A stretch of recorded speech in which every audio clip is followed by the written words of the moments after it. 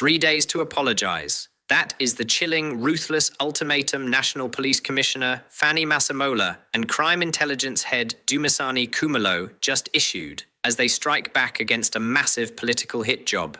And just as DAMP Ian Cameron and ActionSA Dareleen James thought they could brush off the allegations by claiming they answered to no one, a deleted video has suddenly resurfaced from the shadows. To make matters 10 times worse for the implicated politicians, State Advocate Drushantha Ramsamy just took the stand and blew this entire scandal wide open. The alleged conspiracy to capture the top leadership of the SAPS is rapidly falling apart, and the politicians involved have nowhere left to hide. The political fallout reached a boiling point at the Madlanga Commission when Ramsamy dropped a devastating bombshell. She exposed an alleged coordinated plot to set a trap for the police generals, testifying that Cameron and ActionSA's Dareleen James were allegedly fed a specific narrative by IDAC investigators to oust Masemola and Khumalo.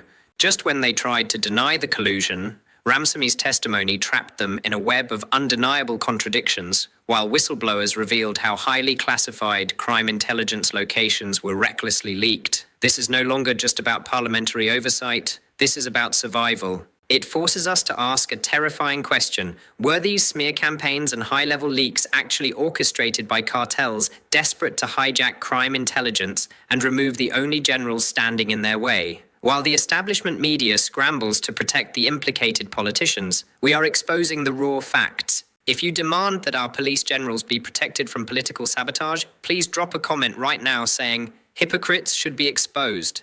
Hit that like button, subscribe to the channel, and share this video everywhere before the elites try to bury Ramsamy's testimony. Let's dive straight into the courtroom where this political nightmare unfolded. Jabulani, roll the tape. I will not sit here and be disregarded as a committee by the Minister or the National Commissioner for that matter. We are not a rubber stamp of SAPS, CSPS, IPID or anyone else. We have an oversight role to play and we are going to do that. So in future, and I'm going to go through the rest of the notes now, as many possible of these meetings will be in person and the relevant persons will be there to take part in the process.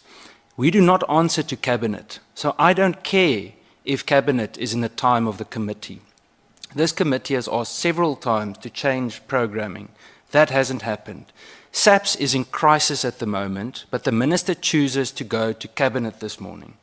Nothing can trump, no Cabinet meeting can trump what is being discussed here today.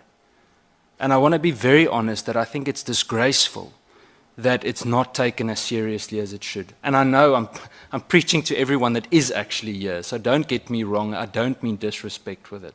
I wanted us to walk in here this morning. I want to say congratulations to General Mosekile for the degree she obtained. There are so many positive things we can focus on, but for goodness sake, SAPS is in crisis at the moment. For the past 2 weeks, several members of this committee and of other committees have been sitting, listening about a group of adults that can't get along with each other, amongst other things. And I'm putting it very, very politely. It is embarrassing that the country is spending time listening to dirty laundry of a small group of people while there are people on the ground that suffer trying to do the job. So, at the moment, I want to first touch on the absence of the relevant accounting officers today. We were only informed about the Minister and the National Commission not being able to attend yesterday. I only heard about it yesterday afternoon. That's not fair. We sat in that ad hoc committee last night. Honourable Matthijs, what time did you end up finishing? Yeah, 1 o'clock. I left at 12:15 this morning. And yes, I was 10 minutes late this morning, but we're here. There's no excuse for them not being here. In my opinion, and you could likely agree, the committee was kept in the dark. And Parliament cannot be blamed for decisions that were chosen not to disclose. Is that not correct? Thanks, Honourable Chair.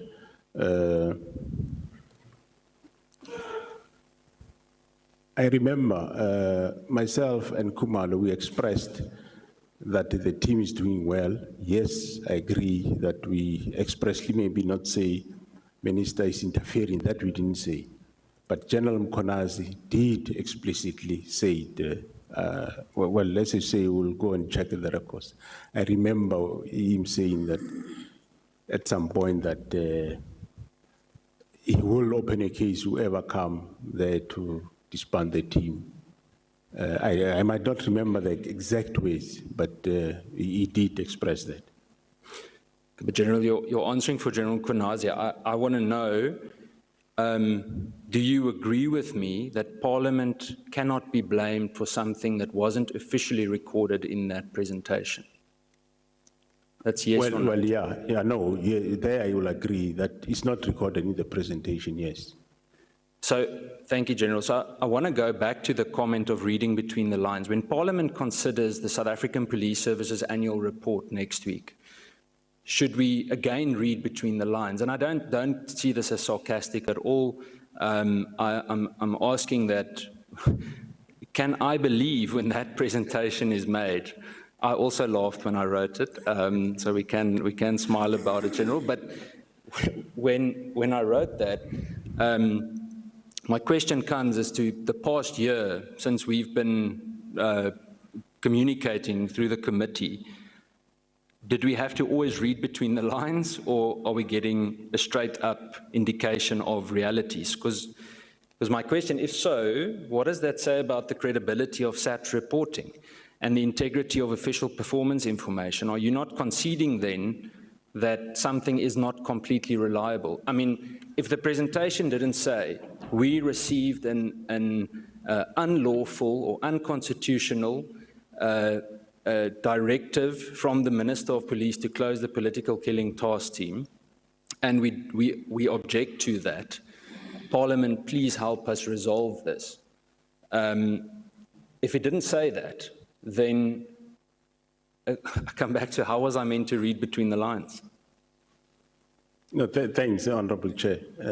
I agree and admit in the presentation we did not put it, Honorable Chair. So, and the reports we give you correct, true reports. In that regard, we gave you what you requested with the political killing task team. Thank you, General. A quick properties, they don't know how I afford them, and my salary don't work out to afford them, right? I don't have 6 properties, Honorable Chair. I have 2 houses in Pretoria, right? One house, I paid it for 20 years, it's finalized. The one house where I'm staying it's not even a big house. That's why I can't invite my colleagues to my house, because I'm staying in a duplex. And they stay in big, huge houses. Unlike General Spear. Some stay at a plot, so I can't take them into a small bondogi veranda, right? So that's what I have in Pretoria. I'm paying that house in Pretoria. Then I have a flat in Bloemfontein, an apartment, which I bought when my daughter went to schooling in Bloemfontein. It's not very expensive. And I also, many years ago, bought a flat in an apartment, also one bedroom apartment in Durban, where my elder daughter was staying, right? That we finished paying just recently, 20 years, okay? So and then I had a house in New Germany, in Durban, where I was staying. So I sold that house in New Germany. You counted more than 6 now. You're on 5. 2 in Pretoria, Bloemfontein, Durban, New Germany, 5. Okay. Yes. It's close to that 6. Let me finish first. All right, so it's 5, right? But the New Germany house has been sold long ago. So I'm left with the 4. So I don't know, but what I understand, remember, I'm not paying only all these 4 houses by myself. I'm paying only 2 houses, the ones in Pretoria. My wife is paying the house in Bloemfontein and the apartment in Durban, right? She's working, she went on pension, she was a Major General, she can afford to pay them. So, and the sixth house that they say there's a sixth house. Remember, in Durban, there is no this office. This office is in Maritzburg. So, when you look at Durban, you'll find two houses. And then, for some reason, I don't know, Mashale and her company, they made that one house is in Maritzburg. I don't have a house in Maritzburg. I never had one. There is this office in Maritzburg. So my wife was paying some, I'm paying some. So that is the end. Does crime intelligence use privately owned buildings? But before we get there, Honorable Chair, let me explain that these houses that I'm talking about, one can go and check them. They all came out from our banks from the beginning up to the end. Currently, I know the Durban one, my wife finished paying it now. So it's only Bloemfontein and Pretoria. You said you want the story. Now I'm giving you the whole story. So, so the living beyond, they took all this and put it on me, Masemola, alone. And says, no, it's living beyond his means without taking my wife's salary into consideration. But that I will sort it out with them outside. Okay, does crime intelligence use vision security buildings in Gauteng? Are they housed at a property belonging to a private security called Vision Security? No. It's not true. No. As far as I know, I don't say they are not there, but they are not working from there. Let me get straight to the point. Anyone holding position of National Commissioner should be beyond reproach. Do you agree, sir? I do agree, Honorable Chair. Are you beyond reproach? That's correct, Honorable Chair. Do you believe that the position you hold is probably one of the most powerful in South Africa? Well, that's correct. Is that correct? You are a very powerful man. Is that correct? Not a very powerful man, no. Sir, General It's a position Mokonazi, of authority, Honorable General Chair. Mokonazi, I don't want us to water this down. We must know if you are fit to do this job.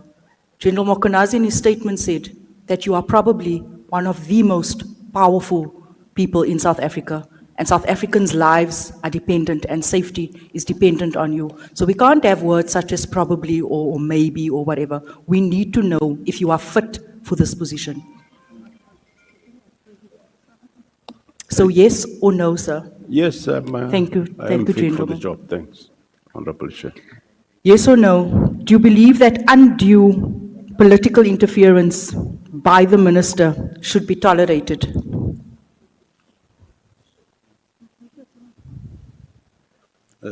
Just repeat the question, Honorable. Do you believe that undue wrongdoings by the by the minister should be tolerated? No, Honorable Chair, it shouldn't be tolerated. Do you believe that pushback towards an instruction from a minister could cost you your job?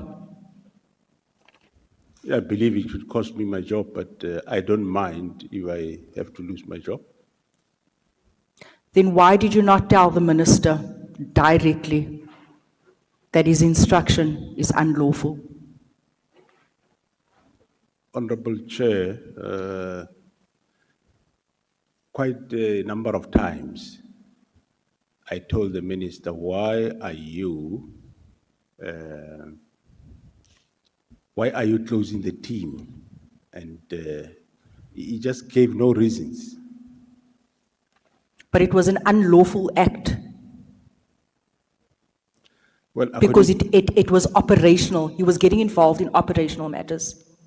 Well, according to me, yes, but of course, I think it is up to the committee at the end of the day to decide whether is it really unlawful or is not. But for me, that's how I interpreted it, to say I think he's going beyond his scope, and hence I told him that I did emphasize that what are the reasons for this closing of the team? He might, the directive was not a request, it was a direct instruction. And they said, well, maybe he can give that, maybe he might not have that power, but what were the reasons? Why are you doing this? And unfortunately, I couldn't get answers. With regards to the demeanor, I've reached a point emotionally where I would rather laugh or smile at the circumstances, as serious as it is, than cry. And I don't want to seem like I'm a victim by crying while I'm trying to assist the Commission in their findings. So I do ask for understanding that it has been a very tough road, and I'm choosing not to be emotional. So if I do smile or if I do laugh under certain serious topics, please forgive me. I don't think it's the Commission's forgiveness that you're seeking, but you see. To the public at large. It also, it came across, or the comments were that I was being vindictive and I was enjoying the downfall. I was not. When I speak about certain things, I remember the circumstances in which, and I will explain that aspect and what was done and what was said and how it was said. And so I try to rather laugh about it than cry about it. What I will say to you is that with comments on social media, my sense is that you can never win, even where preponderantly comments are positive. There will be the few negative comments. If you let those get to you, then you are in trouble. I think it was more the response of the office I have to return to. Or the office. I think Ms. Sigels mentioned social media. It's both, but yeah. I mean, obviously they're also reading it, and I'm getting messages from the office. So I assume asking for, what did you say, pardon? No, I'm not sure of the word you use. Forgiveness. Forgiveness. I'm not sure that that's directed to us, because I don't think there's anything to forgive. Yeah, I see my colleagues nodding. So from where we are sitting, we see you've not done anything wrong. Thank you. Thank you, Chair, and thank you, Commissioners. Those who may be of the view that you did wrong, they do hear you. I hope they will forgive you. Thank you. Know how they think, how they work.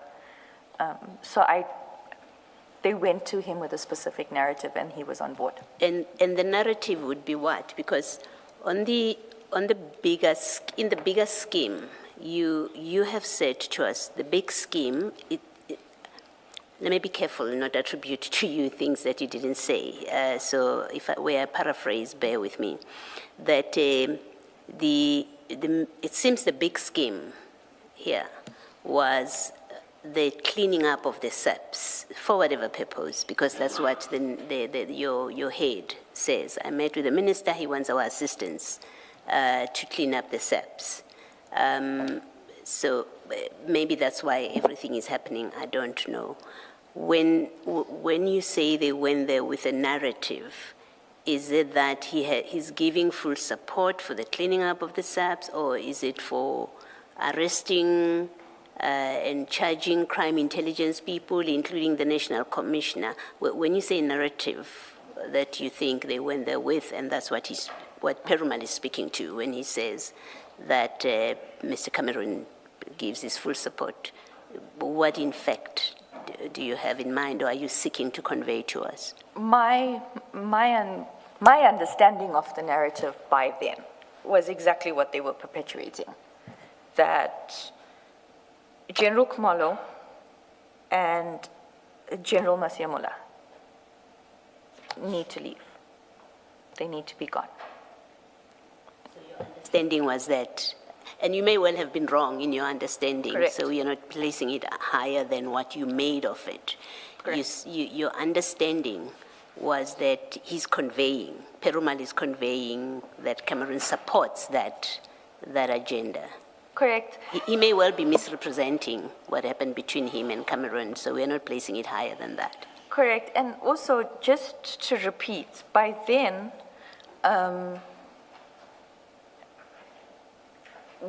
Advocate Johnson had already said we must look into a link of PKTT and Cameroon, in Cameroon. Also, we have the WhatsApps where Mr. Perumal is sending me documents that were top secret, contain very, very dangerous information about a person and their lifestyle, their families, etc. For the purpose of security of Mr. Cameron. So how did we go from investigating how Mr. Cameron went to get, or how Mr. Cameron got protection, his risk assessment, and the PKTT involvement, to he's now on board? Thank you.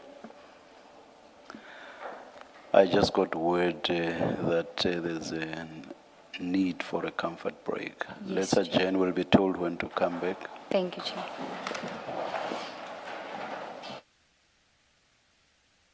You can go to the lady from ActionSA.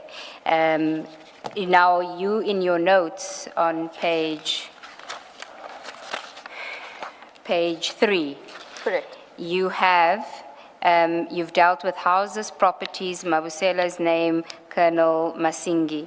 Then you've got 2 properties, 28 million, 48 million. And then you have a sort of a bracket, and you've got ActionSA lady coming for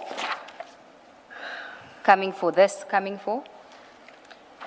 For this. Okay, so the ActionSA lady is going to speak to this. From what I was told by Mr. Perumal, and as per the presentation, On page 227. 7. So you'll have to open file 10, page 227. My apologies.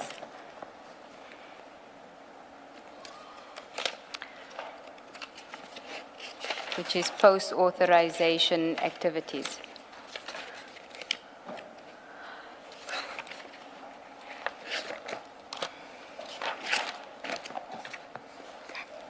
You have it? correct? That's post-authorization activities. This is the presentation, Mr. Perumal's portion of the presentation on the 22nd of January, and the first bullet point. You can read it into the record and explain to us what was discussed in the meeting about this aspect. On the 15th of January 2025, the MP contacted Chief Perumal and advised that another MP, Ms. James from ActionSA, was intending to meet with the IPID on Monday, 20th January 2025. The first MP here is Mr. Adams. Correct. Still. Continue. He advised that her intention was to open a case and to request IPID to conduct investigations regarding the two properties that were purchased using CI COVID funds. Mr. Perumal, after being provided with her contact details, contacted her and advised her that IDAC has already undertaken to investigate SAE. And then the next page, 228.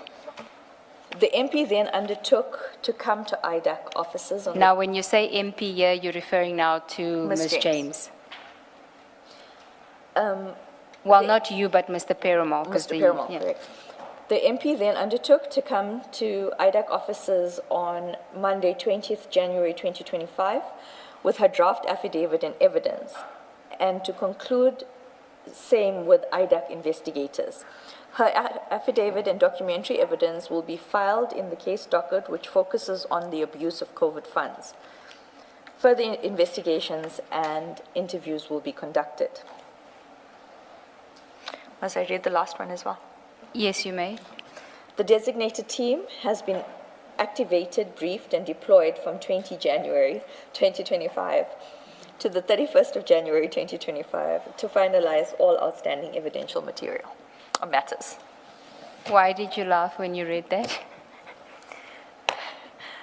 I was just remembering how the briefing and the instruction, or the, what was the word? It was briefed and deployed. It was rather instructed and screamed at.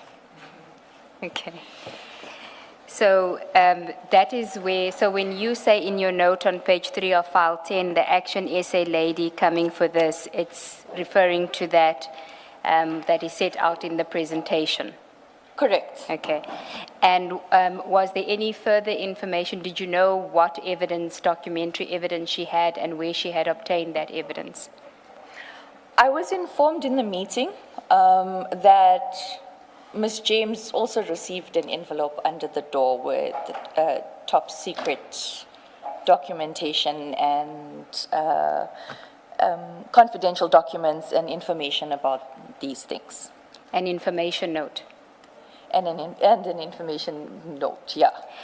And I started on last week Thursday by saying that the evidence I'm going to provide to the Commission will demonstrate that there was an orchestrated attack and plan to arrest people. So, and I said it earlier, and I said it again now, common sense doesn't prevail. Regulations don't prevail when manipulation is happening. it's page 21, paragraph 50. Thank you. I'm indebted to Ms. Poe for that. Thank you, Advocate. I think you can go from before I deal with the event, so almost towards the end of paragraph 50 on page 21. It's fourth line from the bottom. Thank you. Before I deal with the events that transpired from the 6th of December 2024, I want to make it clear that Advocate Johnson and Mr. Perumal launched an orchestrated attack on General Masemola and Lieutenant General Khumalo using IDAC's powerful investigation tools. So common sense did not prevail when the plan and the evidence was being manipulated. So they could have, but they chose not to because their plan was to... Correct. As the second aspect is concerned, you mentioned that there was a purpose for the meeting with the Minister Mkhunu, and Advocate Johnson, either the 20th or the 21st of January. I'm not sure whether you actually specifically told us what the purpose was and who told you that that was the purpose for the meeting. I wasn't specifically told what the purpose of the meeting was. From the manner in which the conversation was going between Mr. Padiachi, Mr. Perumal, and Advocate Johnson, I picked up that there was, firstly, that this was not the first meeting, but what Advocate Johnson eventually said was that the minister wants to really clean up crime intelligence and SAPS. So I thought that was the purpose. Just so that we are not confused, on 239, because you're talking about the meeting on the 20th. Correct. The late night meeting. The night meeting, correct. I don't know how late, but let's say it's an evening meeting. Correct. Let me not say late night. This one is on the 23rd of January 2025. Correct. And it must have taken place in the morning because Advocate Johnson says just met the minister now. Correct, at 13:44. Yeah. Correct. Okay. Sorry. So at this page 239 and your evidence so far, there's then been at least 2 meetings between the minister and Ms. Johnson. Correct. According to this. Are you aware of any further meetings? Not directly aware. I was just in the meetings here, the minister said.